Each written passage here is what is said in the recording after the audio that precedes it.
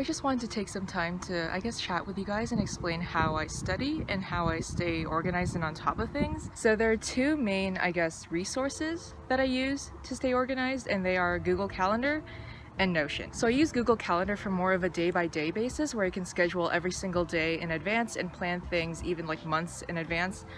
I prefer Google Calendar to Notion because it has more capabilities, but people like Notion Calendar as well, so I guess it's just a matter of personal preference. I think I used to think Google Calendar was only for like super hardcore grindy college kids. But now I am one of those hardcore grindy college kids, because honestly there are so many different assignments now that I'm technically taking like college level classes, and a lot of it is busy work, but there's just so much of it that I need to schedule certain slots out of every single day to make the most of my time. Like in high school, I could just be like, oh, I have this project due for this class and this essay for lit due on like Sunday night at 11:59, and those were the only assignments I had to worry about for the week. But now there's like homework due at very random specific times throughout the week, and I need to make sure I hit all those deadlines. That was very long-winded. So I try to schedule each day in advance, either the night before, like right before I go to bed, or in the morning, right when I get up. And I know people also use why can I not talk today? And I know people use bullet journals for this purpose too, but I like to have a very specific schedule of like from 9 to 10:30 I'm gonna work on this, and from 4 to 5:30 I'm gonna work on this.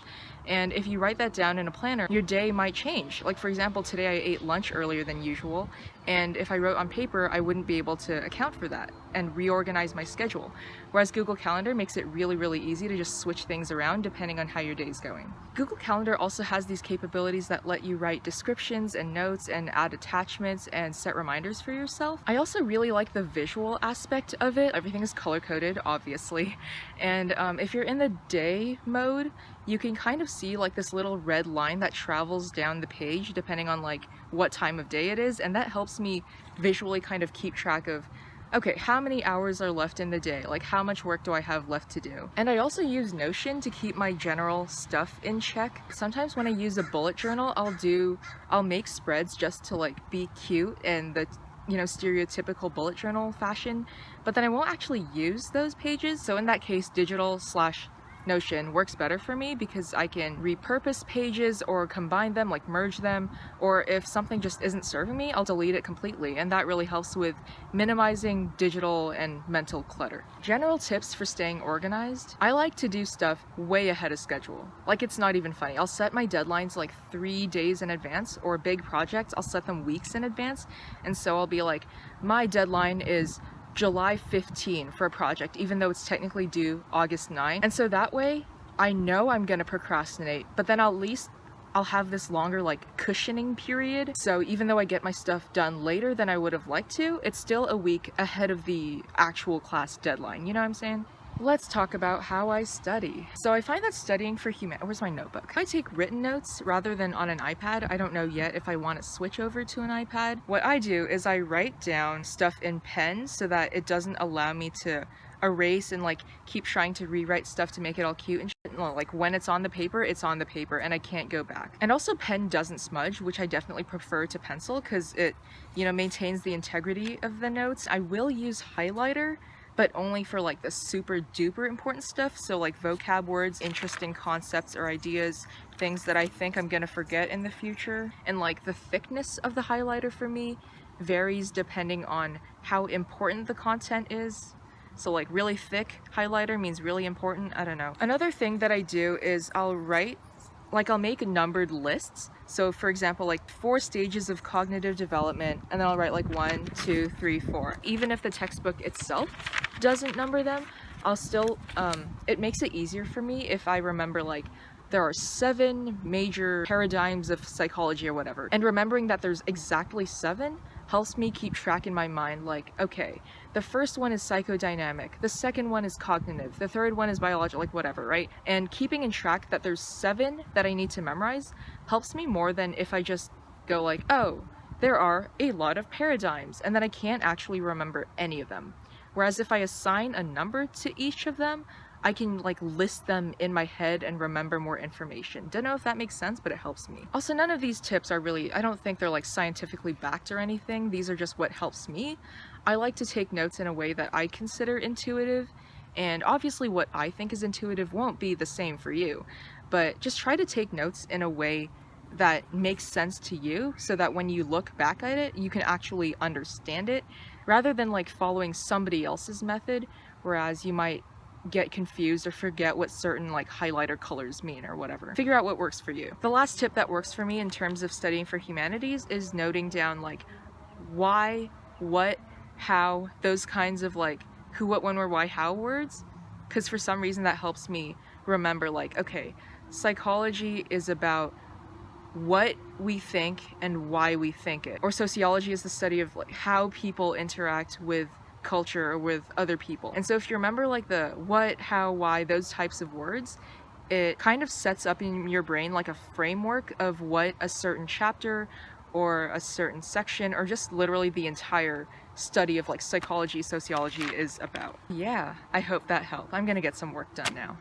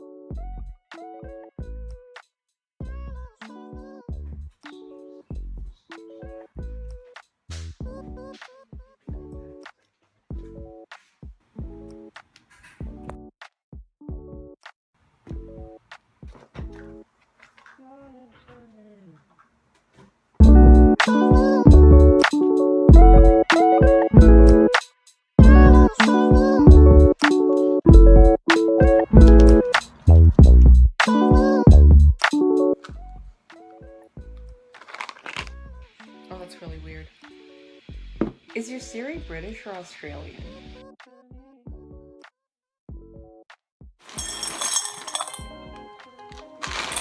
Hello? I need to set up my handshake so I can get like internships and stuff.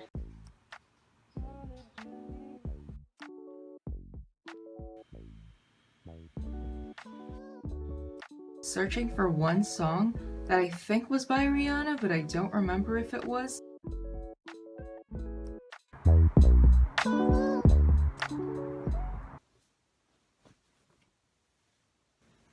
It's 8 a.m. right now, which is a little bit earlier than usual. Right now I'm gonna plan on my Google Calendar and I'll see if I can fit in seeing one of my friends.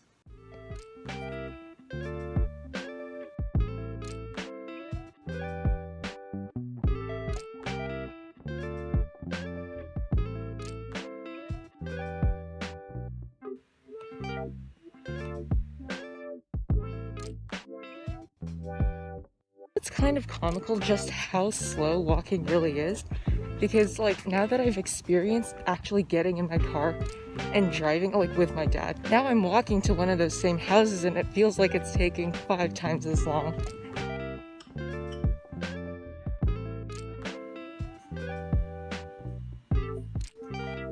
So our assignment for sociology is to look through a women's magazine and code all the ads that are in it. So basically naming like what body types are shown and like what stereotypes of femininity are present.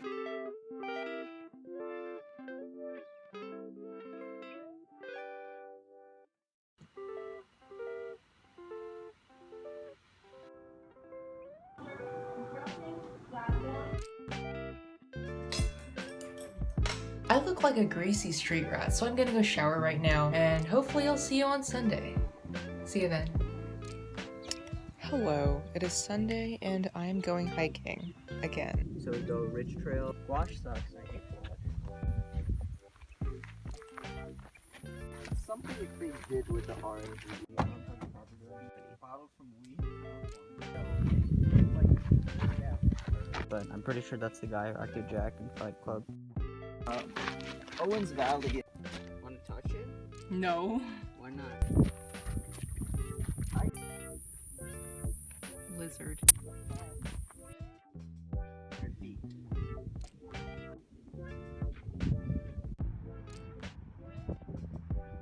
Back at it again with a very weird location choice, but just wanted to recap the past couple days. Typically I study 7 to 9 hours on Monday through Thursday, and then I'll study like 4 to 6 hours Friday, Saturday, sometimes not Saturday. And I typically save YouTube work for the weekends.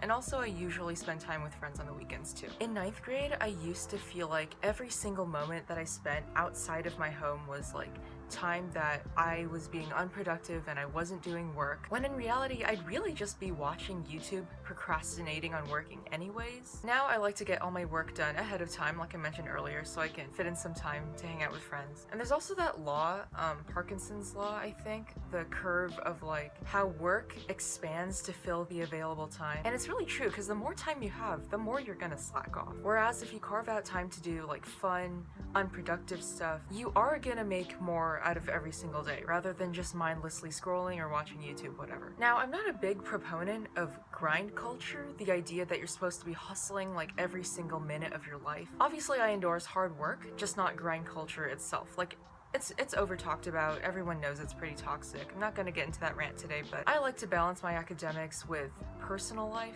especially the extracurriculars that you can't put on a resume, like practicing guitar, baking stuff for your friends. Now, a lot of times throughout the filming of this video, I did still scroll on my phone and go on YouTube and stuff. Things that weren't productive for either my learning or my happiness. Like, nobody's perfect, but in an ideal world, for me, that would be very work hard, play hard oriented, where I am working hard to feel like I've accomplished something at the end of every single day, but I'm also playing hard enough and appreciating the moment and trying to be happy right now, instead of just grinding tirelessly for some goal so that I can retire in a cushy lifestyle when I'm like 65. Yeah, the sun's starting to set now and it's getting pretty late, so work hard, play hard, guys. Have a lovely rest of your day. I'll see you soon.